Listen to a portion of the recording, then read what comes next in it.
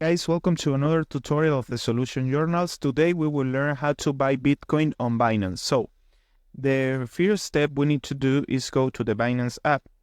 And now we go to the option of wallets. So, in this part, we need to select a coin, for example, Bitcoin. And the only thing you need to do to finish the process is pick here and where set buy with USD.